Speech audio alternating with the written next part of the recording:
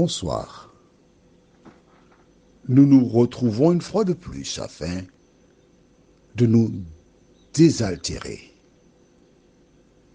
et que notre âme qui est altérée trouve l'eau vive de la parole de Dieu. Juste avant de voir Je ferai tomber, prions. Notre Seigneur et notre Dieu, nous voici une fois de plus devant toi pour te louer et te bénir, pour recevoir tes instructions. Merci de nous garder. Merci de nous éclairer, nous fortifier. Cet esprit permet que nos cerveaux retiennent la vérité, nous t'en prions. Au nom de Jésus et pour ta gloire éternelle. Amen. Nous avons achevé le chapitre 17. Tu as vu comment on étudie la Bible. Nous restons sur un chapitre, nous avons fait les versets les uns après les autres. Et ce chapitre encore, je ferai de même avec toi. Nous rappelons pour celles et ceux qui découvrent que seulement maintenant, ces audios, qu'ils ont pour objectif d'aider celles et ceux qui ont acheté des Bibles et qui ne savent pas comment lire, comment comprendre les Écritures, montrer comment on étudie la Bible. Et tu as aussi noté que chaque fois que nous abordons un thème, je récupère des références ailleurs pour étayer. Exemple, pour l'âme, on a vu des références dans différents livres de la Bible. C'est ainsi. Donc, pour que tu arrives à ce stade où je suis, il te faut lire la Bible chaque année. Je profite pour te dire que j'ai déjà lu la Bible dans sa totalité cette année-là. Oui, cette année 2023, j'ai terminé le mois dernier. Pourquoi? Tout simplement parce qu'il me faut faire les enregistrements que tu reçois là. Ensuite, programmer les éditions spéciales que certains reçoivent, que toi peut-être tu n'as pas. Réaliser la programmation pour l'année 2024, c'est-à-dire toutes les références pour les audios de 2024 au matin sont déjà répertoriées. Et là, aujourd'hui, depuis 2h30 du matin, j'ai enregistré. Je continuerai encore pendant un moment, car pour l'instant, j'enregistre à mon domicile. Et mes voisins étant bruyants, je me trouve contraint de le faire très tôt, afin que tu n'entendes pas trop souvent des chiens aboyer ni des poules crier cocorico. D'accord? Bien, mais je suis en train de m'organiser afin d'acquérir du matériel et avoir un studio. Parce que lorsqu'on présente quelque chose à Dieu, c'est toujours quelque chose de meilleur. Alors, nous abordons maintenant le chapitre 18. Et dans ce chapitre 18, je vais te présenter un Dieu que beaucoup de personnes ignorent. Alors,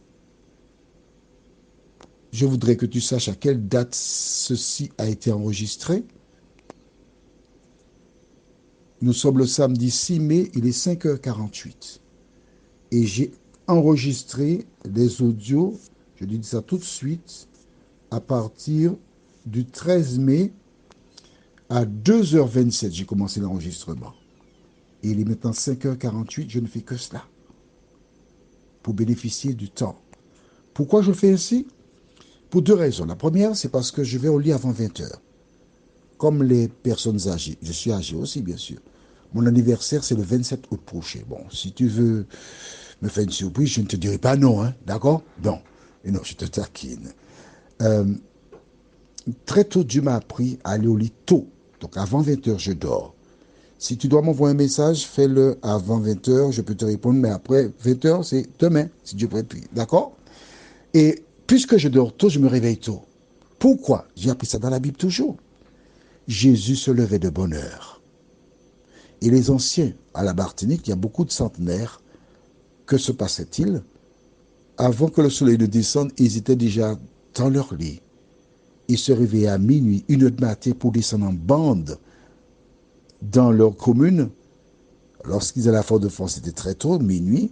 Ils buvaient de l'eau de source en chemin, parce qu'ils avaient soif. Ils prenaient un coco, ils mangeaient des fruits en quantité qu'ils rencontraient. Ils remontaient, c'était leur sport, là aux boissons, et cela leur permet de vivre longtemps. Alors, que fais-tu? Que tardes-tu?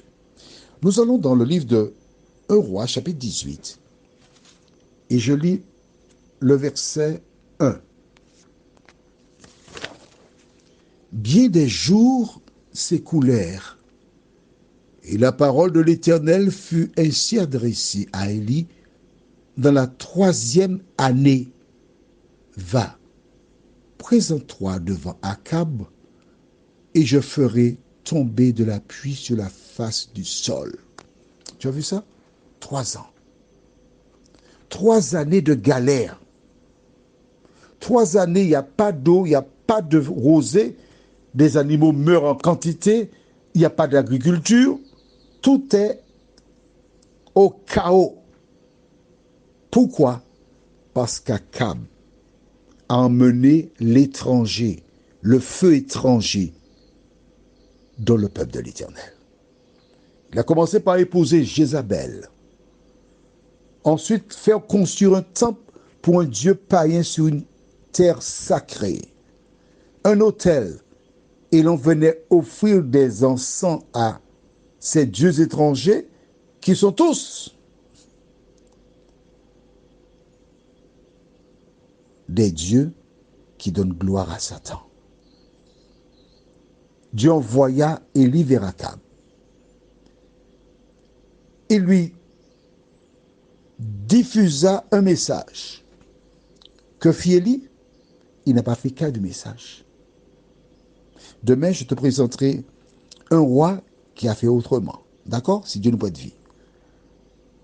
Voici une année passée, 2 années, et dans la 3e année, le peuple souffre à cause d'Akab.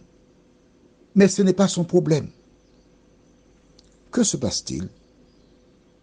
C'est Dieu qui prend l'initiative. Dieu qui envoie son serviteur Élie à nouveau vers Akab et lui annonce qu'il fera pleuvoir. Qu'est-ce que cela indique? Tu n'as pas cela? Mais écris.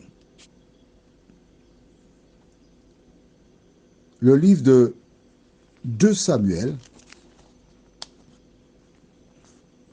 chapitre 12. Et je te dirai tout à l'heure ce que nous lirons. D'accord? Pour l'heure, nous allons dans le livre de Genèse, parce qu'on va commencer par le début.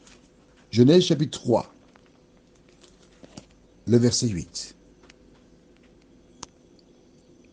Alors ils entendirent la voix de l'Éternel Dieu qui parcourait le jardin vers le soir.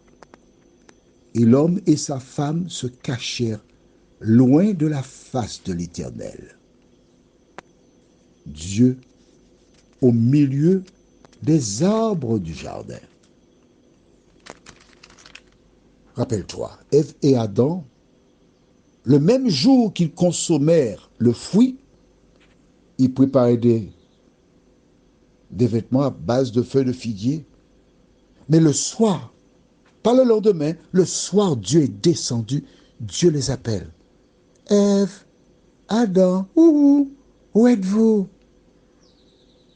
Ils vont se cacher loin de Dieu. Que dégages-tu de cette lecture? L'homme, lorsqu'il s'éloigne de Dieu, Dieu part à sa recherche. Tu as vu? Akab n'a pas cherché de solution. Il est installé dans sa rébellion contre Dieu. C'est l'Éternel qui prend l'initiative et envoie Élie vers lui avec une bonne nouvelle. La pluie arrive bientôt. Ève et Adam, Dieu part à leur recherche. Allons maintenant au livre de 2 Samuel, chapitre 12. David fit ce qui était mal aux yeux de Dieu. Il alla vers Bathsheba, il l'a connue, il envoya le mari de cette femme à la mort. Et lorsque les jours de deuil furent achevés, il l'a récupéré à son domicile, comme si de rien n'était. Mais Dieu veille. Que fait Dieu? Lisons dans 2 Samuel, chapitre 12, verset 1. L'Éternel envoya Nathan vers David. Et Nathan vint à lui et lui dit, il y avait dans une ville 2 hommes, l'un riche et l'autre pauvre. Tu peux lire la suite. David, il s'était débarrassé du mari de Bathsheba.